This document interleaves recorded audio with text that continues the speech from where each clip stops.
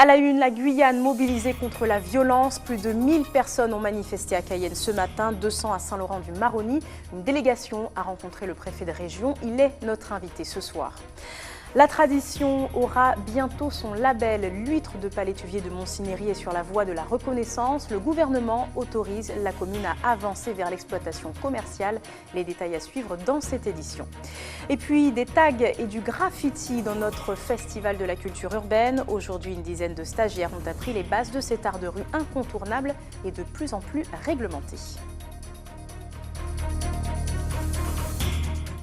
Mesdames et messieurs, bonsoir, bienvenue dans cette édition largement consacrée à ces manifestations contre l'insécurité qui ont émaillé le territoire. Aujourd'hui, élus, associations, commerçants, plusieurs centaines de citoyens unis pour une même cause. À Cayenne, un millier de manifestants ont traversé l'avenue du Général de Gaulle pour rejoindre la préfecture où une délégation a rencontré le préfet Martin Gégère. Ayodele Germa.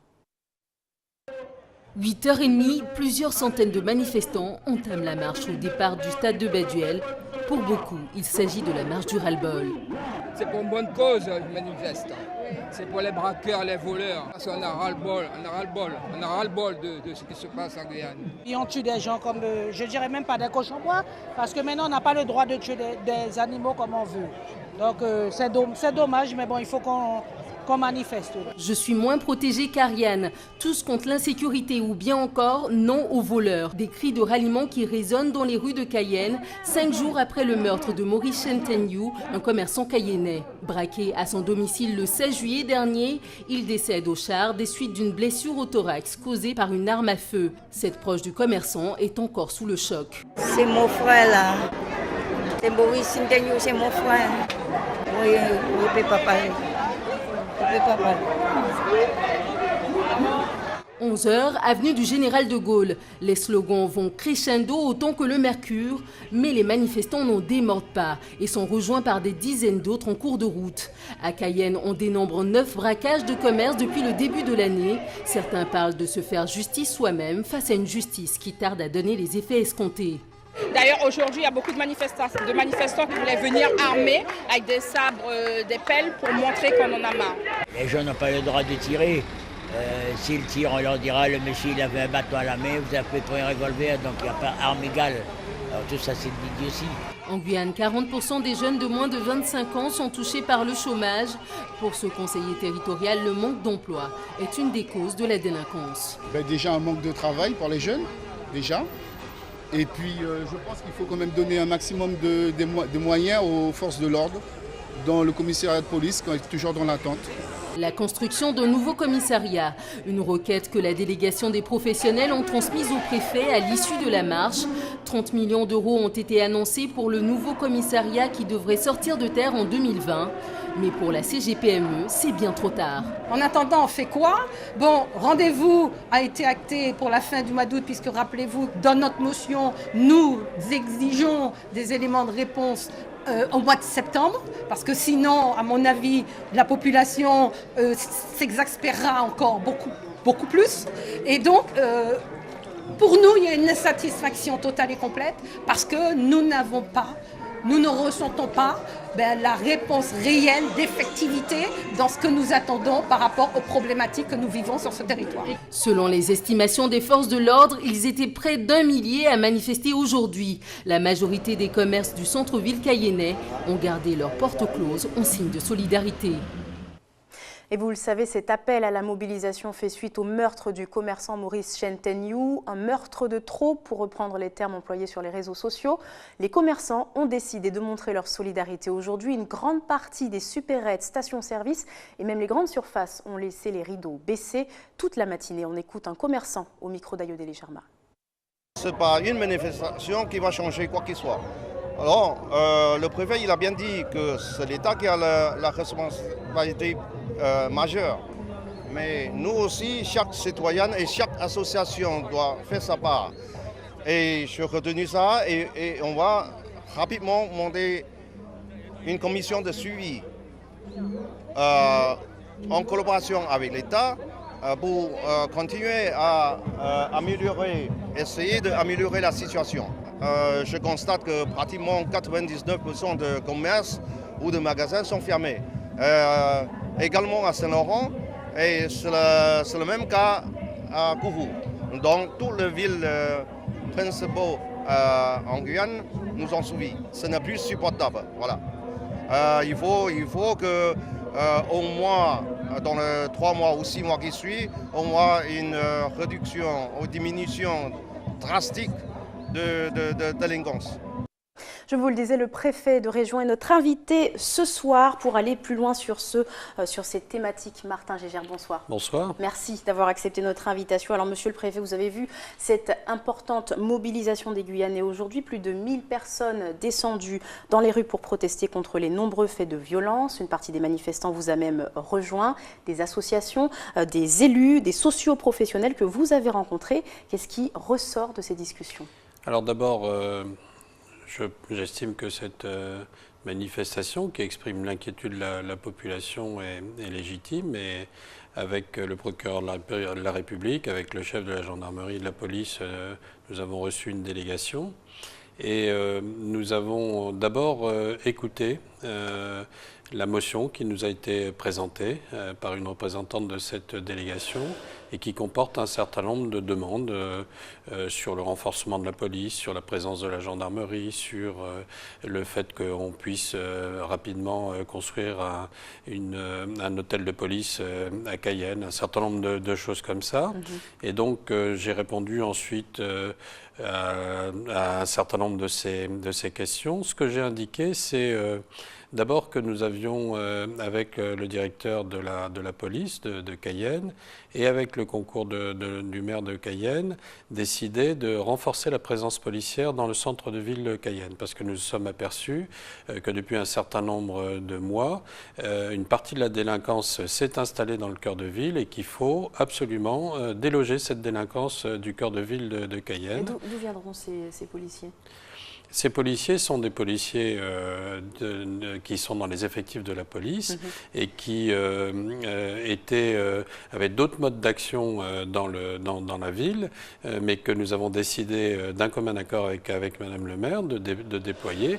Quand je dis d'un commun accord, c'est que c'est police nationale, police municipale.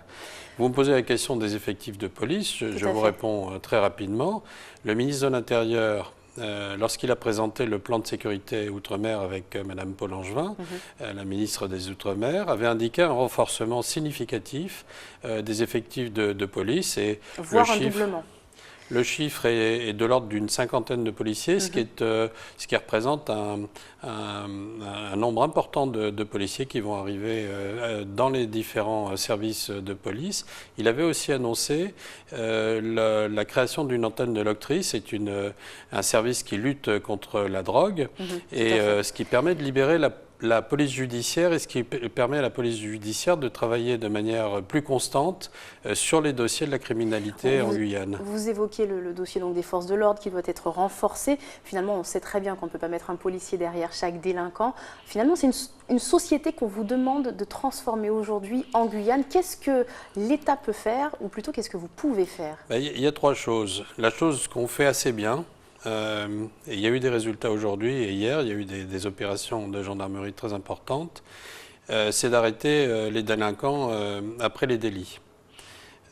Sachez que certains criminels ou supposés criminels sont actuellement en garde à vue. Mais je ne suis pas procureur, je laisse le procureur s'exprimer là-dessus. Et on en parlera effectivement tout à l'heure. Il y a une chose qu'on fait, mais sur laquelle on se réorganise, c'est d'anticiper sur la délinquance. Vous savez, la délinquance, c'est une sorte de guerre. Les policiers mettent en place des dispositifs, les délinquants s'adaptent. Les policiers doivent remettre en place de nouveaux dispositifs et chaque fois essayer de trouver des moyens d'efficacité sur le terrain pour empêcher les délinquants de commettre les délits, les crimes qui troublent la sécurité publique. Et puis il y a une troisième chose qui est importante, c'est la prévention de la délinquance. La prévention de la délinquance, ça part du moyen d'éviter qu'une personne, un jeune souvent, bascule dans la délinquance en travaillant sur des questions aussi simples que le travail, l'insertion sociale, la formation, mais aussi quand on a affaire à des prédélinquants en faisant preuve d'autorité. Et ça, c'est un travail qui est de plus longue haleine et qui nécessite beaucoup d'intelligence, beaucoup de moyens et beaucoup d'engagement. Qui ne dépend pas que de l'État finalement et des forces de l'ordre. C'est un travail qui nécessite, et je l'ai dit aux gens que j'ai rencontrés ce matin, qu'il y ait plus d'associations, qu'il y ait des Guyanais qui s'engagent dans les professions de prévention de la délinquance et qu'il y ait des Guyanais qui aient envie de servir leur territoire, professionnellement j'entends, en s'engageant dans ce travail qui est un travail important pour éviter la délinquance des jeunes. Vous évoquiez la question de la précarité de ces jeunes, parce que ce sont souvent des jeunes notamment. Oui, il y a une question qui est liée à la précarité, il y a une question qui est aussi liée à l'éducation. Vous savez que 20% de la population guyanaise souffre d'illettrisme, alors qu'en France métropolitaine, c'est 7%. Il y a la question, bien sûr, aussi des ressources. Je racontais, c'est désolant que j'ai croisé il y a quelques jours quelqu'un un jeune homme qui avait absorbé des boulettes et qui avait 15 ans. Et 15 ans, on se dit, mais comment ce jeune homme peut à ce point-là hypothéquer son avenir en faisant une telle bêtise? Monsieur le Préfet, on fait le tour de la question, mais justement, la population aujourd'hui, elle dit on en a marre et on veut une action et on la veut rapidement. Alors, est-ce qu'on a des réponses finalement? Oui, première réponse, le changement d'organisation que je viens d'évoquer. Deuxième réponse, notamment depuis le double meurtre du Macumba, je fais vérifier toutes les boîtes de nuit, tous les établissements de débit de boissons, et j'en ai fermé déjà 5 ou 6, dont un assez célèbre de la place parce que des gens s'étaient produits avec des armes sur la piste de danse. Et c'était montré en vidéo et on en parlera juste après, effectivement. Voilà. Et troisième réponse, que les Guyanais s'attendent à avoir un certain nombre de forces de police et de gendarmerie en action et qu'ils ne se plaignent pas. Quatrième réponse, je vais lutter de manière déterminée contre la détention et le trafic des armes en Guyane. Quand je dis déterminé, c'est que je prendrai tous les moyens qui me sont donnés par la loi. Quasiment une plaque tournante en Amérique du Sud avec la question des armes à feu. Absolument. Et ce que je veux dire, c'est que je vais tout regarder. Ce qui se passe dans les armureries, ce qui se passe chez les gens qui achètent des armes, ce qui se passe chez les gens qui transportent des armes. Et les armes, vous savez, ça peut être des armes à feu, mais ça peut être aussi des couteaux, des ciseaux, des poinçons. Et tout va être contrôlé.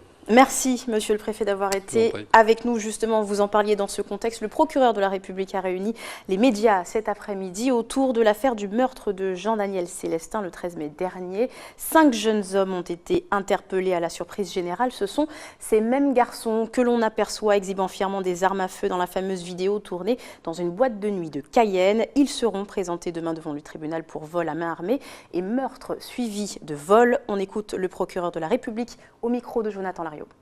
Les gendarmes ont mené une enquête de plus de 2 mois parce qu'il a fallu donc identifier notamment donc une Hyundai qui était utilisée par les braqueurs.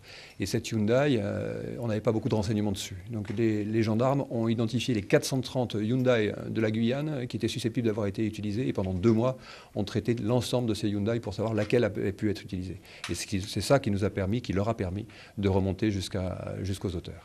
On a découvert une bande donc, de 5 jeunes gens, parce qu'ils sont vraiment tous très jeunes, 4 nés à Cayenne et 1 né à Georgetown, qui sont donc des amis et qui ont l'habitude donc, de faire un certain nombre de braquages. Pour l'instant, on peut leur en reprocher que 3. Ils sont suspectés d'en avoir commis 3, mais il n'est pas impossible que par la suite, on puisse établir qu'ils en ont commis d'autres. L'enquête est en cours pour meurtre suivi du vol du scooter de M. Célestin, fait commis le 13 mai, et ils sont aussi poursuivis pour 2 vols à main armée avec mode opératoire identique, commis le même jour, le 23 avril. Ils partent avec leur voiture Hyundai, ils circulent en ville, ils recherchent donc des MBK Stunt, et quand ils les voient, ils cherchent à bloquer le cyclomotoriste. Et s'ils ne se stoppent pas tout de suite, ils tiraient. Ce qu'ils ont fait donc dans les 2 faits du 23 avril, mais heureusement ce jour-là, il n'y a pas eu de mort. Restez avec nous dans quelques instants du parcours dans les rues de Martinique. Une bande d'amis s'est lancée dans ce sport impressionnant et qu'ils cherchent à faire connaître au grand public. Rencontre à suivre et puis des tags et du graffiti dans les ateliers de l'Urban Step Festival qui se poursuivent jusqu'à la fin de cette semaine. Une initiation a eu lieu cet après-midi, découverte dans ce journal. Mais avant, c'est un fleuron de la gastronomie de Montsinéry, l'huître de Palétuvier. Malgré sa saveur reconnue et sa réputation qui n'est plus à faire, sa vente n'est toujours pas autorisée par la loi, faute de statut légal reconnu. Mais les choses avancent. Le ministère de l'Agriculture vient de donner son feu vert, autorisant ainsi à la commune de lancer, en tout cas d'avancer vers l'exploitation commerciale. On écoute les précisions du directeur du bureau d'études au micro de Caroline Alcide. Un dossier a été préparé en début d'année avec les services de l'État locaux et ont été transmis au ministère. Et le ministère vient de donner son avis favorable à la poursuite des études et un soutien financier qui va avec. Donc c'est quand même un coup de pouce et un feu vert pour la poursuite des opérations. Donc c'est un programme sanitaire, j'allais dire, de contrôle qui est à mettre en œuvre dans le court terme et qui va permettre justement de garantir la bonne exploitation de la ressource. Ensuite et en parallèle, l'ensemble de la filière devra être organisé, c'est-à-dire les techniques mises au point pour le capture de naissin, les zones de grossissement et la formation des exploitants en fait, qui sont déjà là et motivés sur Montsinéry de façon à ce que toute une filière se développe. Il est clair qu'il faut ensuite envisager une autre organisation, que je dirais plutôt la partie valorisation, qui va permettre à la fois de cueillir, j'allais dire, les naissins d'huîtres, c'est-à-dire les très jeunes huîtres, de les faire grossir, et donc de pouvoir valoriser encore davantage cette ressource de manière organisée et permanente. Ils courent, ils sautent, ils utilisent le mobilier urbain pour réaliser des acrobaties. Les adeptes de la discipline que l'on appelle le parcours sont de plus en plus nombreux en Martinique. Une bande d'amis tente d'ailleurs d'officialiser l'activité. Ils ont formé le groupe Street Warriors et Louis Sabas les a rencontrés pour nous regarder.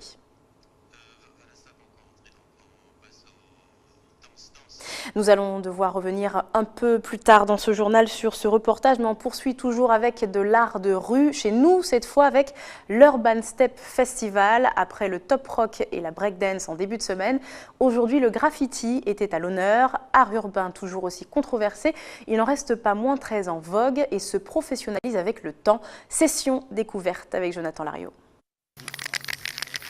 L'Urban Step Festival nous dévoile ses couleurs. Et quoi de mieux pour s'immerger dans le monde de la rue que le graffiti, l'art graphique de rue par excellence. J'ai découvert une autre approche de la calligraphie, on va dire. Et donc c'est quelque chose de très très créatif et c'est pas évident à mettre en œuvre en général. Pour moi c'est une forme d'expression. Il y a différentes formes d'art. Le graphe, l'avantage c'est que on peut travailler sur de grandes surfaces, comme les murs.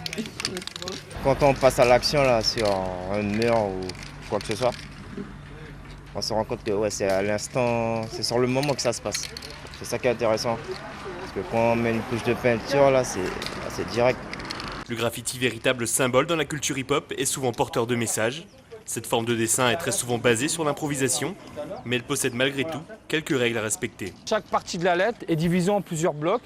Et là, il a commencé à faire son tracé, comme on le voit, il a fait son cas. Ensuite, il a une deuxième action à faire, c'est le remplissage, le coloriage, l'habillage, la déco de la lettre. Ce qu'on veut y mettre, ce qu'on veut mettre comme épices, voilà, c'est comme la cuisine, ok?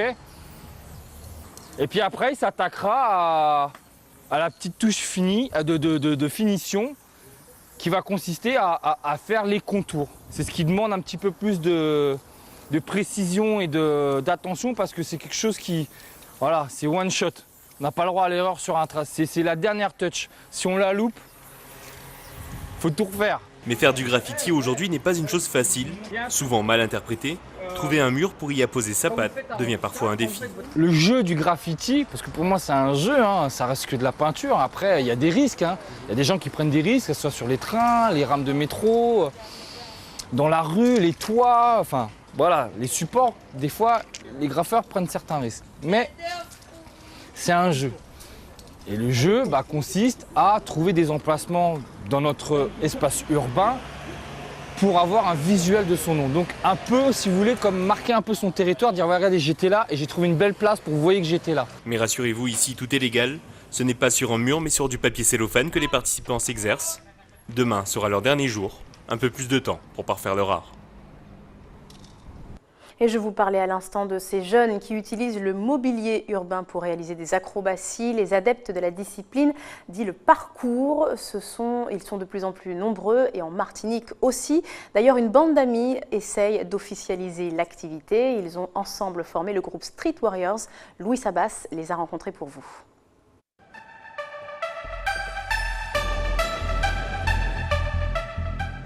Comme pour des ninjas des temps modernes, aucun obstacle ne semble leur résister.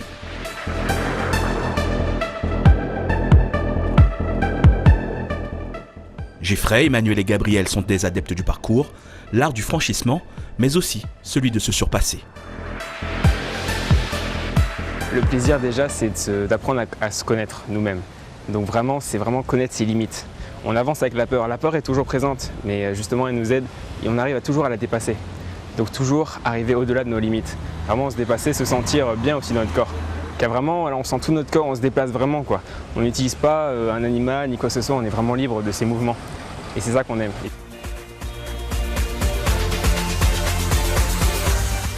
Saut périlleux, escalade et roulade. Cette façon d'évoluer, en ville comme dans la nature, cela fait moins d'une dizaine d'années qu'il la pratique. Cela a commencé il y a 7 ans avec Gabriel et d'autres amis, un jeu qui au fil du temps a évolué en véritable passion. On se disait, vas-y, t'es pas capable de monter là, t'es pas capable de faire ci, voir comment je fais ça, vas-y, j'essaye et tout. Et c'est au fur et à mesure de jouer en fait qu'on se poussait les uns les autres. Et du coup, après, on a vraiment pris goût à faire des figures, à faire des saltos, etc. Et on s'est rendu compte, en fait, comme à l'époque YouTube, ça commençait à peine à se populariser, qu'en fait, il y avait d'autres gens qui faisaient des trucs comme nous, qui faisaient des saltos et tout, et que ça s'appelait le parcours. Moi, personnellement, ça m'a encore encouragé à me pousser encore plus dans la pratique. Le parcours, cette discipline exige de bonnes aptitudes physiques et surtout un bon entraînement. Elle est née dans les années 90 en France. De nos jours, elle est pratiquée à travers le monde. Sous l'impulsion des Street Warriors, un club sera prochainement créé dans l'île.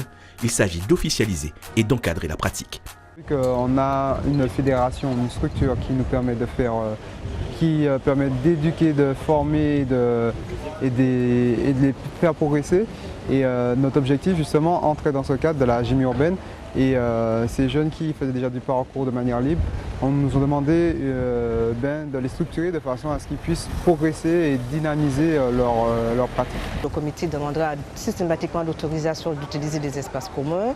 Et s'il y a des espaces urbains, même des propriétés qu'on voudrait utiliser, ça ne se fera pas de façon sauvage.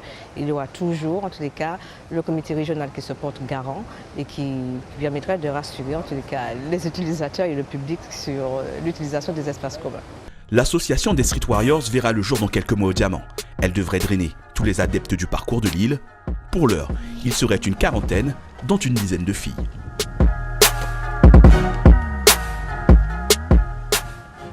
Du sport toujours pour finir ce journal. Ils rêvent de devenir des champions. 250 jeunes Guadeloupéens participent à la Corsair Foot Academy.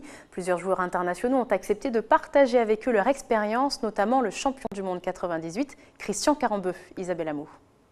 Faire du foot avec des entraîneurs diplômés sous les yeux de Christian Carambeu est riche d'enseignements pour ces jeunes. Jeux à 3, centre au cordeau et reprise de volée, toutes les techniques sont revues. On recherche le jeu devant les buts, vous savez. Donc les enfants sont appelés à jouer court, c'est-à-dire un garçon qui fait l'appel de balle, l'autre qui met dans l'intervalle et les deux attaquants qui apprennent à croiser devant les buts. Ouais, c'est pour, si vous voulez, un peu déstabiliser les défenses. Imaginez qu'il y a une défense, donc il y a un joueur qui part au premier, l'autre part au deuxième. Donc ça leur permet de savoir jouer rapidement devant les buts. Et surtout en plus, l'attaque est rapide, parce que vous voyez qu'il faut un contrôle là, ils mettent tout de suite, et il faut s'y remettre tout de suite devant les buts. Donc on appelle ça, on a travaillé en attaque rapide. Ces jeunes talents régionaux sont venus perfectionner leurs acquis. Avoir le sens de la frappe et être précis pour marquer un but ont été leurs difficultés. À faire les petites passes, les passes... Est-ce que tu vois que cet entraînement-là, ça t'aide à t'améliorer, à te perfectionner? Oui. En quoi? Ça m'aide dans tout. Ça m'aide à améliorer mon jeu. Ça me permet, pour les centres en match, à m'améliorer tout ça pour les centres en contre-attaque et Ça aide dans tout, quoi. Depuis le début du stage, une évolution a été remarquée par l'ancien champion du monde. Son rôle ici a été de conseiller les entraîneurs sur les thématiques. Par exemple, aujourd'hui, c'est plutôt la maîtrise du ballon, la maîtrise de l'espace, la maîtrise du corps, pour mieux justement approcher soit un match ou carrément un exercice. Donc évidemment, c'est tout dans la continuité des thématiques qu'on a abordées du premier jour jusqu'à aujourd'hui. Bien sûr, hier, c'était plutôt les jeux de tête, sans dénigrer bien sûr les échauffements où on peut justement enrichir avec d'autres exercices à l'intérieur pour justement la passe, le contrôle, etc. Aujourd'hui. Ce camp de perfectionnement n'est que le premier d'une longue série à venir. Ainsi s'achève votre journal. Je vous rappelle les principaux titres de l'actualité. La Guyane mobilisée contre la violence. Plus de 1000 personnes ont manifesté à Cayenne ce matin, 200 à Saint-Laurent-du-Maroni. Une délégation a rencontré le préfet de région, Martin Gégère, était notre invité ce soir. La tradition aura bientôt son label. L'huître de Palétuvier de Montcinéry est sur la voie de la reconnaissance. Le gouvernement autorise la commune à avancer vers l'exploitation commerciale officielle. Et puis des tags et du graffiti dans notre festival de la culture urbaine que nous suivrons jusqu'à la fin de la semaine. Aujourd'hui, une dizaine de stagiaires ont appris les bases de cet art de rue incontournable et de plus en plus réglementé. Merci de nous avoir suivis, mais ne bougez pas, dans un instant l'information nationale et internationale avec BFM TV, puis les programmes continuent sur votre antenne. Très bonne soirée à vous, à demain.